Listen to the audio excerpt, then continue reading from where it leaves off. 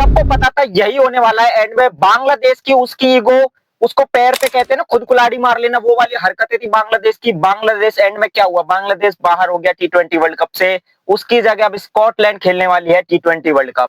इसमें सबसे बड़ा नुकसान किसका है? नुकसान उन प्लेयर्स का है जो बांग्लादेश के लिए खेलते हुए आ रहे हैं, जो बांग्लादेश के लिए खेलेंगे। नुकसान किसका है? बांग्लादेश बोर्ड का है।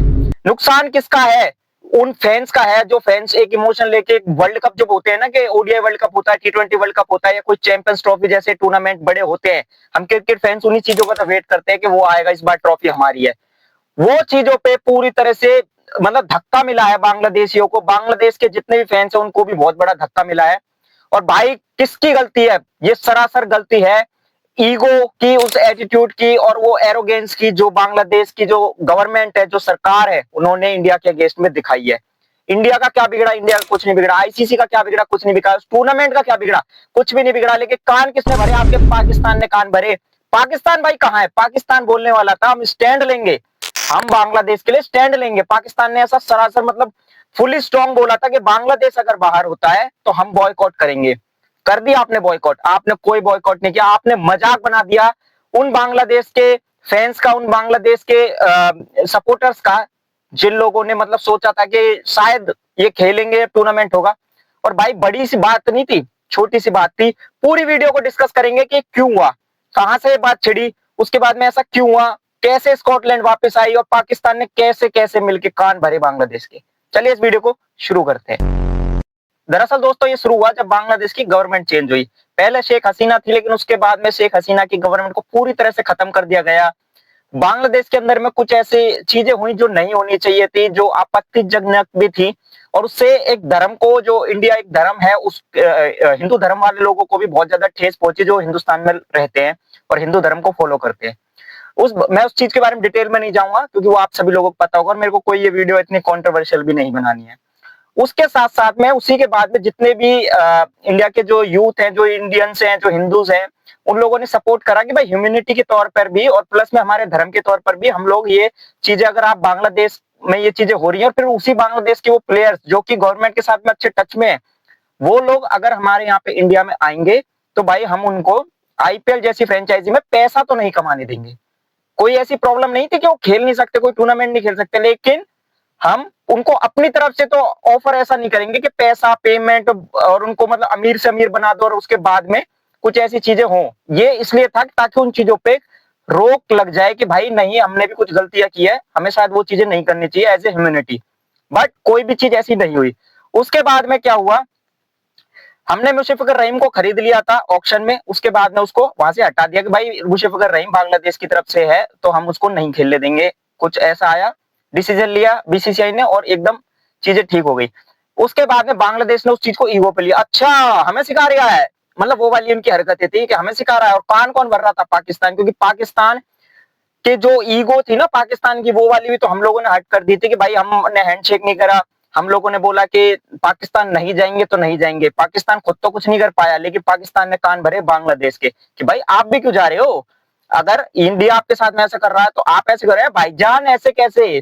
तो भाई बांग्लादेश ने कहा ठीक है भाई, दिमाग तो भाई सही दे दिया इसने। बांग्लादेश ने उस चीज पे ईगो पे लिया, एटीट्यूड लिया, एरोगेंस दिखाया, ये नहीं सोचा हमारे प्लेयर्स का क्या होगा। और उन्होंने बांग्लादेश के खुद के ही प्लेयर को, वो जो लेटन दास है जो उनका कप्तान है, उसको उल्टा सीधा बोल दिया कि भाई ये तो इंडिया का एजेंट है। ये सारी चीजें जब प्लेयर्स को पता लगी, तुरंत उन्होंने बोला माफी ना होना चाहिए। उनका बीपीएल चल रहा था, जैसे इंडियन प्रीमियर लीग अपना आईपीएल होता है, ऐसी बांग्लादेश प्रीमियर लीग वो चल रहा था, उसको पूरी तरह से बंद कर दिया गया। सारे प्लेयर धरने बैठ के प्रेस कॉन्फ्रेंस करी और उन्होंने बोला माफी चाहिए, इस्तीफा चाहिए। इन्होंने ईगो पे ले लिया, इन्होंने कहा अच्छा कोई बात नहीं। इन्होंने आईसीसी को लेटर लिख के भेज दिया कि भाई हमारे प्लेयर्स इंडिया में सेफ नहीं है। आईसीसी ने बोला अगर सेफ नहीं है कोई दिक्कत नहीं, रिस्पॉन्सिबिलिटी हम लेते हैं, इंडिया में सेफ है या नहीं वो रिस्पॉन्सिबिलिटी हमारी। आप कहोगे वहां पे मैच देखने ही कोई नहीं आएगा, सिर्फ आपके प्लेयर्स होंगे और सामने वाली टीम के प्लेयर्स होंगे, सिक्योरिटी एकदम हाई रख दी जाएगी। लेकिन उन्होंने वो चीज भी नहीं मानी। उसके बाद में उन्होंने बोला 21 तारीख, आईसीसी ने बोला 21 तारीख तक की डेट दे रहे हैं, या तो फैसला बता दो इंडिया जाओगे या नहीं जाओगे, क्योंकि आपको या तो 6 महीने पहले बता देना चाहिए था आपके प्लेयर सेफ नहीं है। अब आप एंड टाइम पे बता रहे हो जब ब्रॉडकास्टर हो चुके हैं, मैच हो चुके हैं, टिकटें बिक चुकी, सारी चीजें हो चुकी है, सब कुछ पता हो चुका है किस तरीके से टूर्नामेंट होगा, सब कुछ फिक्स हो चुका है। एक एक चीज डिटेल के साथ में तो मैं नहीं जाऊंगा क्या क्या होता है, बट सारी चीजें हो चुकी। उसके बाद में बांग्लादेश ने क्या करा, कि नहीं हम अब भी नहीं जाएंगे, तो उसके बाद में आईसीसी ने उठाया, बांग्लादेश को ऐसे फेंक दिया कि भाई तू साइड में जा, तेरी ईगो तू अपने पास में रख। क्योंकि उस आईसीसी जो ये टूर्नामेंट्स करवाती है ना, इससे एक रेवेन्यू जनरेट होता है, जो रेवेन्यू जनरेट होता है वो सारे बोर्ड्स को जाते हैं, जितनी भी टीमें वहां पे खेल रही है, वो जो प्रॉफिट होता है उससे वो सारे बांग्लादेश के पास में भी जाता है, वो पाकिस्तान के पास में भी जाता है, वो सभी लोगों के पास में जाता है।